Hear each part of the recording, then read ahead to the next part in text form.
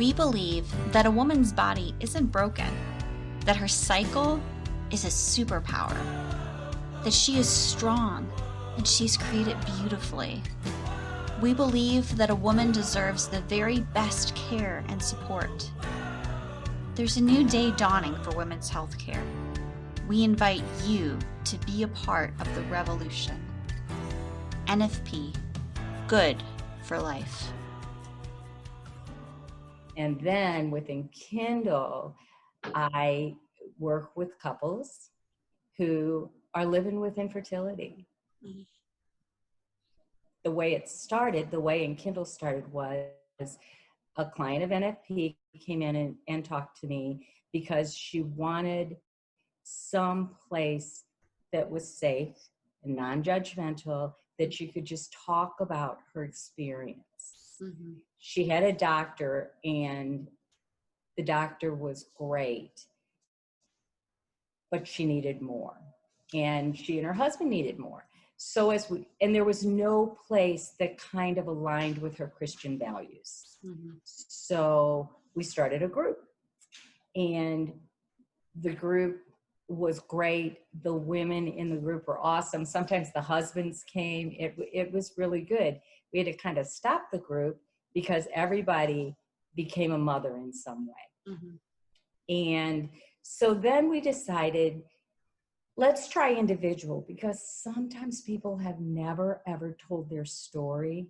Yeah. And it's scary. And as soon as they start telling it and they feel safe, or like someone's listening, mm-hmm. or they're not going to say, well, you just have to go do in vitro and then you can have a baby, because I know 6 people who did that. And, right. And they just feel like they don't get it. I'm not doing that.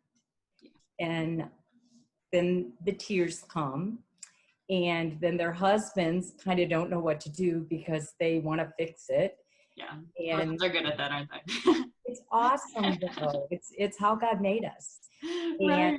And so I think what Enkindle does is we changed the name of the group. The group originally was the Infertility Support Group.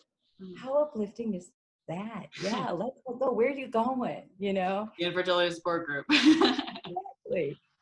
So we talked about it and said, let's change it to something more hopeful. And we came up with the word Enkindle. Mm-hmm.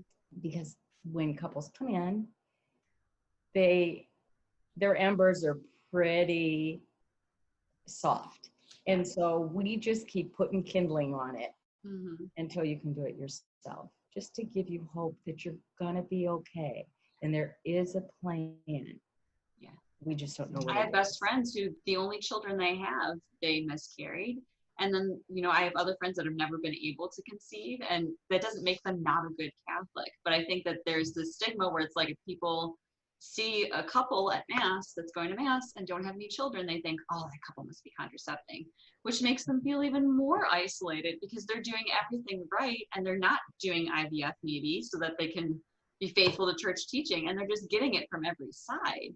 And I think that's the beauty of Enkindle, is that it sees them in their struggle, because it's such a unique struggle, I feel like, to be faithful to the church teaching in terms of how you're getting everything treated, but then to be looked at as if you're doing it all wrong. The conversation with family about infertility. That is a great question. I think you just have to sit down and tell them that you're trying and you're doing it your own way. You just really hope that they support you.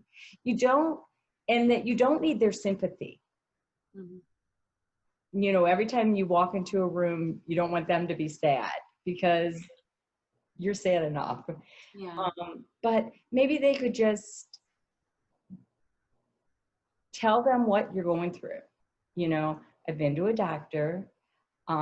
This is what they've determined. This is the plan of action we've determined that we want to take because this works best in our marriage. Mm-hmm. And we're trusting, and we just hope you do with us. Mm-hmm. Oh yeah, that's great. And I think too, it's helpful to manage your expectations about family reactions. Exactly. Because, some family members that you thought would be super supportive might not be, and then somebody might completely surprise you, and it's beautiful when you get those surprises. But even if somebody doesn't get it, it doesn't mean they don't love you. It doesn't mean that they're not trying to support you. It's just one of those things that it's hard for people to understand. About this, how can priests support couples who are facing infertility? And like, what kind of, you gave the beautiful example of Mother's Day and Father's Day.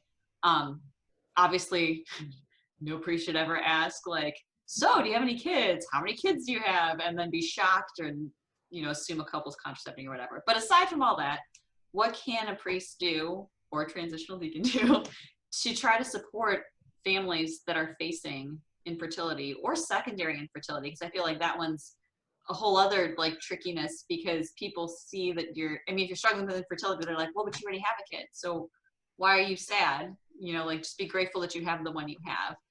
But for a couple facing secondary infertility, it's a heavy cross. So what suggestions would you have for pastors, for priests, for seminarians and deacons, for anyone who ministers to these couples? Some of the priests that I've talked to said it's really difficult for them because they have family members and, they have friends and couples that come and talk to them, and they can't imagine because they're celibate and they've never had that. I have to have a biological child. And so they do struggle with it. And they're even confronted with that with some of the couples.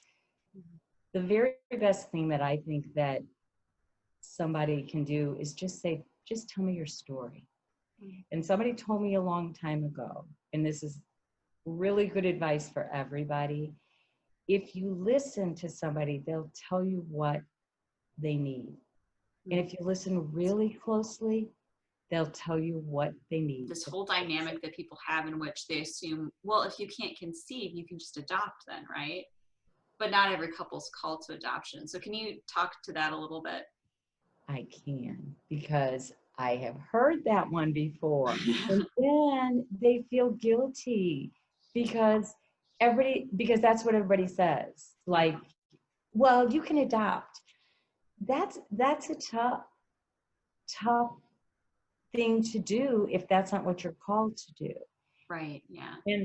And I would just say that they're working, God's going to send them a child some way. And it doesn't even, and go into, it can be, I'm going to take care of grandma, or I'm going to take care of nieces and nephews, or whatever. We are just not called to that. Mm-hmm. And that's okay, because it's a scary thing, and you have to be called to it for it to work. Yeah. And you can't think you're missing the calling or you're not paying attention. Right. Yeah. That's an uphill battle. You feel like you're doing everything you're supposed to be doing. Absolutely. And most of the time, when we work really hard for something, we get what we want. And fertility is not like that. And just acknowledge their frustration. Again, let them talk about them. Let them cry. Let them throw things with me. Whatever they want to do. Because another thing that happens is they don't want to walk around like their cross is any harder than anybody else's. And, well, I've only been trying this long, and these people have been trying 7 years. And so what do I... It's your cross. Let's talk about it. Let's figure out things that will work for you.